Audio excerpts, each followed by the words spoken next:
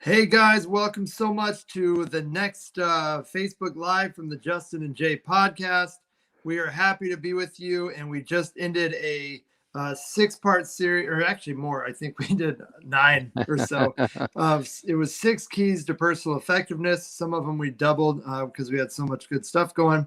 So if you want to see that, go back and watch it. But today we're starting a brand new topic, which we're super excited about creating a vibrant team culture. So, Jay, how are you today?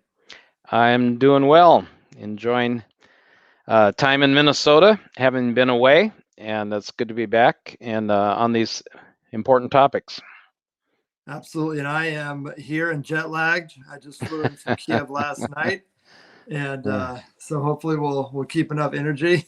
Yes. But this is definitely relevant because we're building our nonprofit, and we have a big barista training school going. We have 12 aged out orphans in in Ukraine at our center, and I have been trying to build the right culture there because I knew I was going to be leaving for a few weeks, and I wanted to make sure that the culture that I wanted continued. And so I'm excited to learn here even more about how I could do that better, what's going well. So why don't you give us an introduction to like what is culture first of all? I mean, I Yeah. think when we say hmm culture, people think, you know, countries, but everything has yeah. a culture. So will you Yeah. give us a first overlook view of what culture is in an organization? Sure. And you're so correct. I mean, if we have 12 people on the call or in a room talking about culture, there's probably 13 ideas about Right. what culture is. Um, so a lot of variety, and you're correct. We tend to think about it geographically or with countries or nations or groups and people groups, and that probably gets the closest to where we're headed because we're talking about organizational culture. So the first thing we want to do is put it in the context of organizational culture, but we'll tend to just call it culture.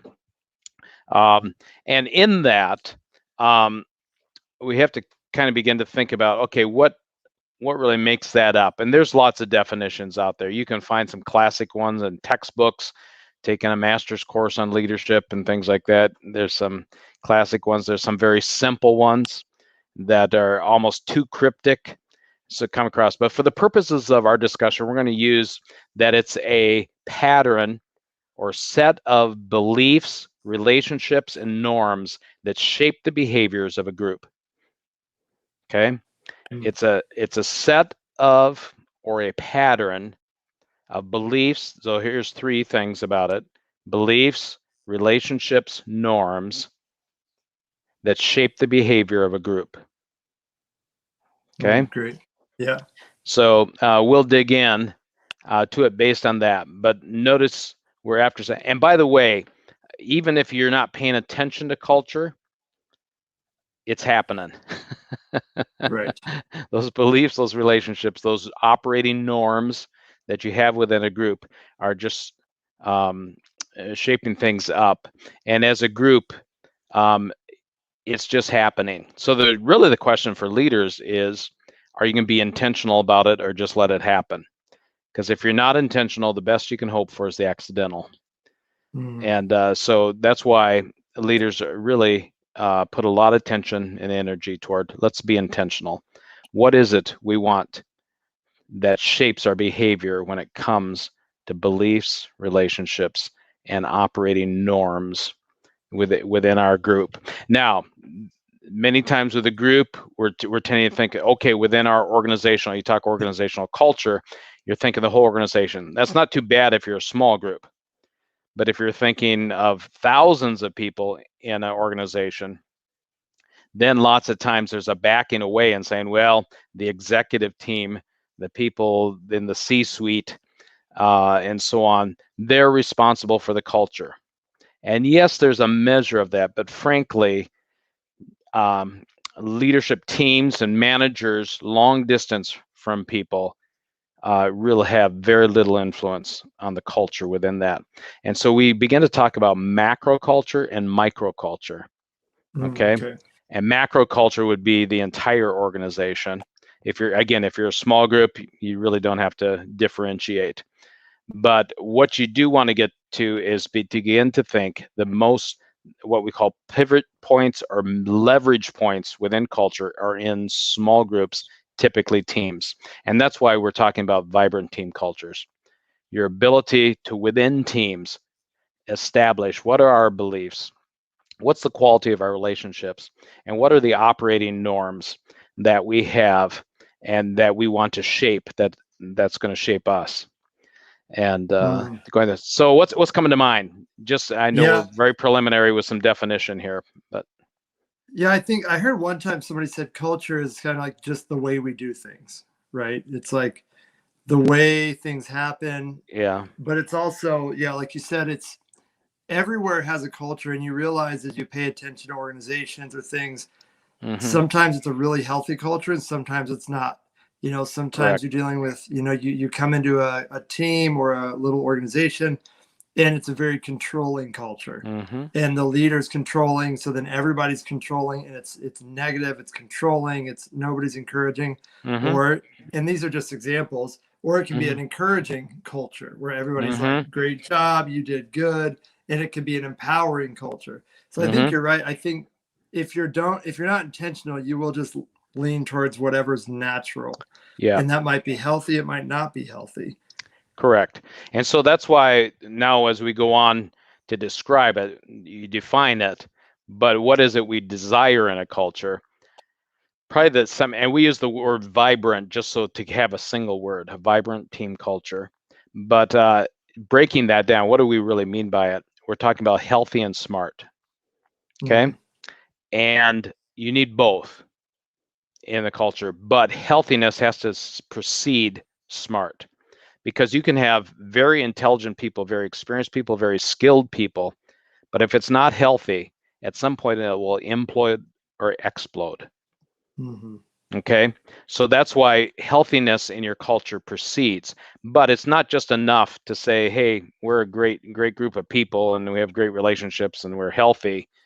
We have to be smart about what we're doing. Why are we doing what we're doing? What are our strategies? What are the goals we're after? And some of those smart side of the culture. Okay, but we look for both healthy and smart, and healthiness has to precede smartness. mm. Okay, does that make sense at all? Yeah. So how do you, like, as I was thinking, how do you, as somebody who's saying, I want to have a good culture, but hasn't really spent time thinking about culture, how do you even know if you have a good culture or bad culture? Yeah, good question. And actually, we're going to spend time looking at three major contributors. And we've talked a little bit about frameworks before. Mm, Frameworks basically give us a path or something that we can build on. And if we invest time and energy in it, it's preventative.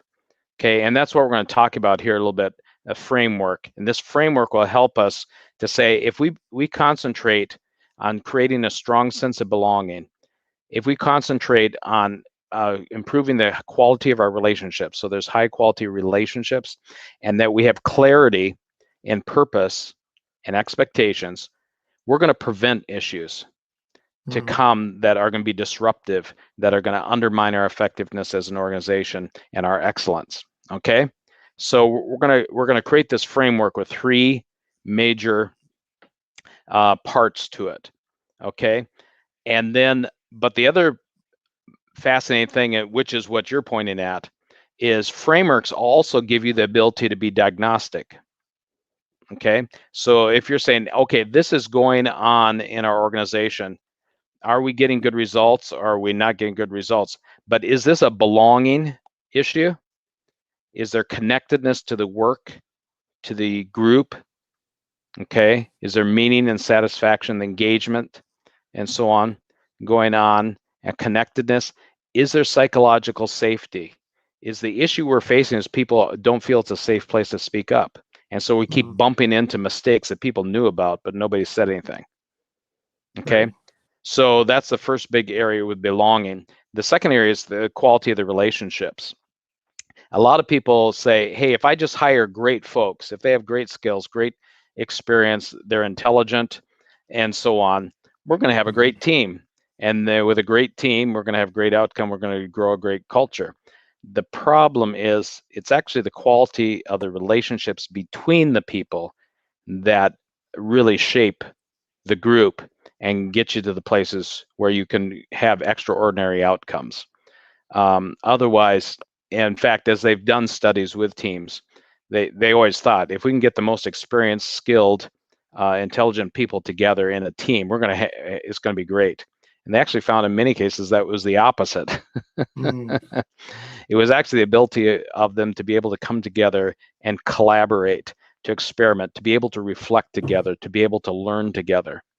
And it flows out of the quality of relationships with shared vulnerability, trust, and respect. Mm. Okay, within those areas. And how do you nurture that? How you encourage that? So that's the second part of the framework. One is this idea of belonging. One is the idea of these relationships. And the third is clarity and purpose and expectations. Now, many times that's where we'll start. We'll start with, well, let's get some clarity and purpose, and let's make sure expectations are all lined up and so on. And so we got to get to those places. And that is key. But the irony again here is you can have clarity, but if the relationships are unhealthy, or if there's not a sense of belonging and it's not psychologically safe, it's not a safe place to speak up, you can have all the clarity in the world and it won't help. Mm-hmm. Okay, so, but clarity is essential. It's not just enough to be healthy and good relationships and things like that. You have to, why are we doing what we're doing? Who are we doing it for? What value do we bring? Why do we exist as a team? And so on. So that clarity and purpose and expectations. And it is a package deal. All three are necessary. But that's the framework again. Are we preventative? And how can we be diagnostic? Because if you have disappointment, frustration, or confusion, diagnostic, there's a lack of clarity in purpose and expectations. This reminds me of why leadership, it's so difficult. It's such a full-time job. And we've talked about this a little before and individually, and I think on this Facebook Live, or on the podcast as well. But as a leader, I've realized as I have a team, I used to be, me and my wife would start stuff and it's been at little stages. So we would do it all ourselves, and you're working in the business, technically, and not on it. But then I realized as you grow, in order to start building a real strong organization, I as a leader have to shift to working on the business, on the leadership stuff like this, because it's such a big role of constantly shepherding people, creating clarity, having meetings where people aren't, they're adding a negative culture and building them up so they can start bringing a positive culture, helping them with relationships. All of these things, it's a full-time job to work as the leader, just with the people and the vision and strategy. But I feel like where organizations get stuck, and you see a lot of it, is the leader can't shift from doing to working on the higher level leadership stuff. And I think to me, this is a great example of even trying to think through all this and say, okay, I want to create an intentional culture. That means I have to meet with my people. I need to make sure they're, having the values that I want. They're living the values. How do we do that? How do we communicate the values? What structures are we going to put in place in order to make sure those values are happening so that we have a healthy environment, and just whatever happens, happens. Otherwise, it's you just end up with a culture. And I feel like most organizations just end up with a culture that reflects the leader, their personality, good and bad, instead of intentionally building it and intentionally putting it in place. Like, I realized a little bit ago we had some conflict among some of our staff, and they were kind of struggling getting along. So we started working on just being an encouraging culture, to just point out the good of people. Like, oh wow, great job, thanks for jumping in and doing that. Oh man, when you did that, that was awesome.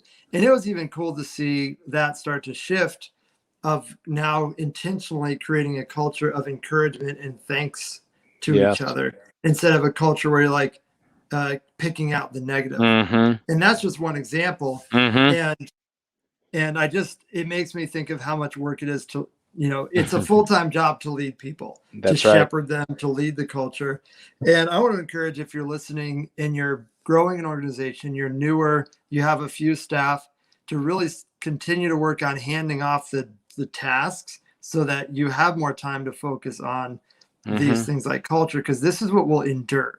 You know, if you leave and the culture is just bad and you step away, then the thing will implode, or employees aren't going to stay. It's not going to be a fun place to work, you know. And it just, yeah, encourages me to tell everybody, and myself too, just to, we need to shift out of the tasks as a leader and work like building the culture. That's such a huge job. It is. And I think we've talked about before this difference between a leader of self and leader of people. And when you move in a position where you have responsibility for others, to serve others in a leadership role, so many times we view it as, well, I got here as being a primary firefighter. I got here by being a subject matter expert, the one that gets stuff done. And so I got to keep doing that. And so we continue to be an individual contributor who happens to have direct reports or people that we're responsible for on a team. And unfortunately, what happens then is our team gets the leftovers of our energy, of our focus, of what we bring. Okay. And so, as we've talked before, a leader of people, leader of others, job one, as you're saying, is to create the conditions where they thrive and contribute their best. Okay. And together we work, and work gets done, but it's not dependent on the leader to get the work done.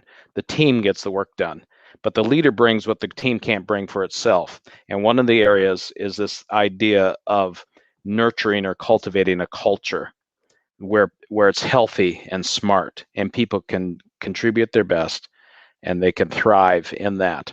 And so that's why that becomes job one, if that makes sense. That's good. And I'm right in the middle of that right now because, as you know, we launched a program called Filtered Hope. So we have a building that we have a lease for. We decided to do a program for 7 weeks for aged out orphans who are going to live at our center. And we got professional coffee gear, professional baristas. We have a whole program for 7 weeks, every day, of all kinds of stuff happening with life skills training, master classes in baking, all this cool stuff. And we had new volunteers come, house parents, some male mentors, female. We have staff and team who are all coming there to serve this summer. And it's been interesting to me to see and think through, like, okay, I'm leaving for a few weeks because I'm coming back to Minnesota to spend time with the family. And I was like, I'm there the first week, and I really need to intentionally set the tone and the culture, not only with how I treat the kids with love and respect, but also boundaries, but also how we create, you know, a team culture with some of these people we had just met for the first time. So that when I leave, it's what I want it to be. It has the vibe, the feel, the attitude.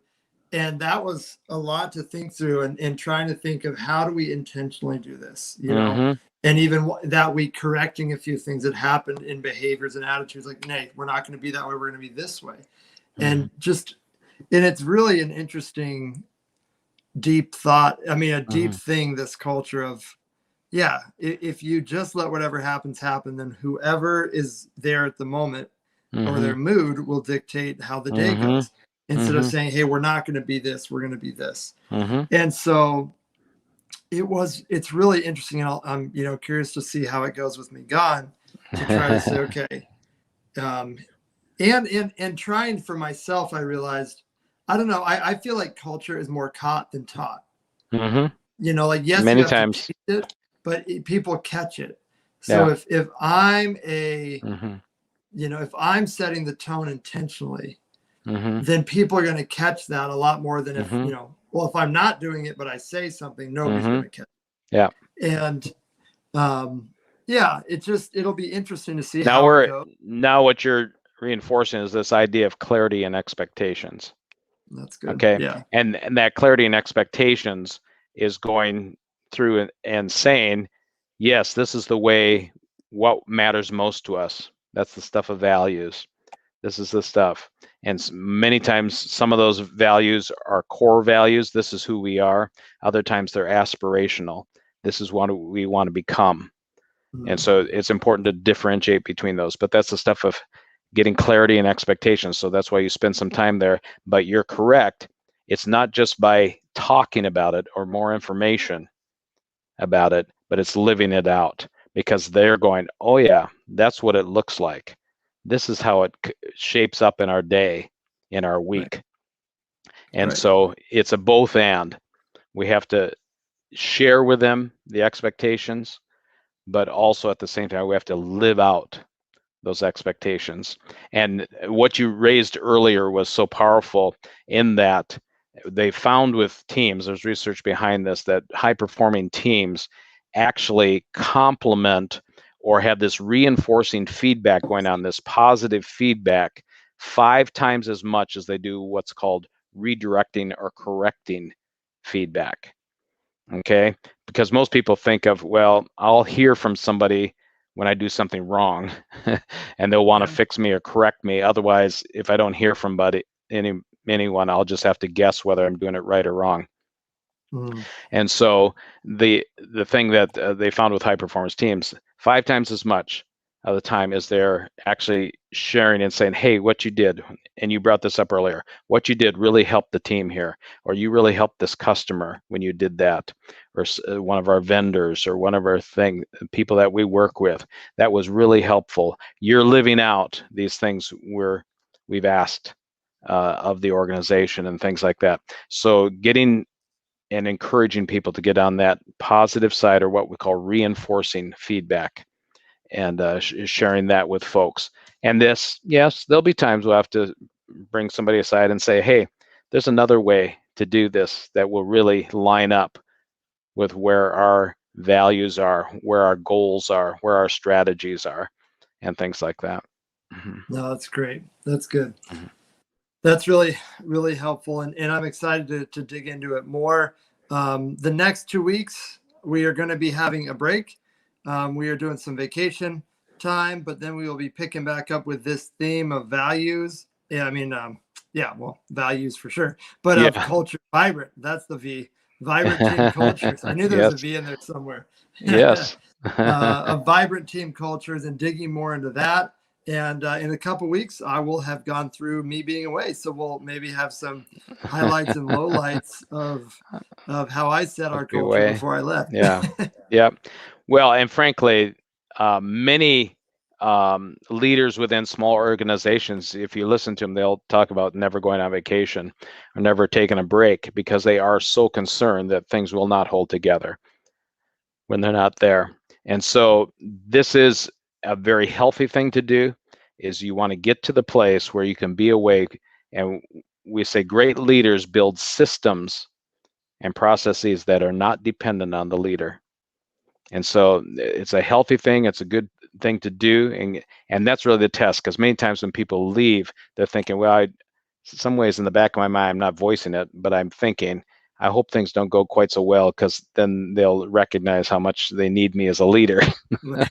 But that's really a misnomer. That's a poor way to look at it. The best examples of great leaders are when they leave, when they're out of the picture.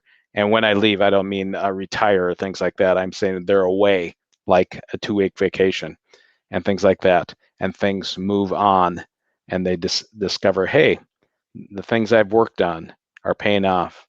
They're actually playing out. Yeah. That's good. So yeah, we'll be able to talk through that when we come back. And if you guys want to listen to the past episodes, if you're on podcast or Facebook Live, you can go to our past ones and see the 6 keys to personal effectiveness. Also, if you want a leadership journal that's really awesome, it's a 14-week, week by week leadership journal. You can go to justinandj.com/journal and start receiving a week by week editable copy, so you can write your own notes. And it's really inspiring and real helpful. So thank you for listening, you guys, and we look forward to seeing you in a few weeks' time. Thanks, Jay, for your wisdom, and we'll see you next time. Yeah. Anticipation builds. Take care. That's right. Thanks so much.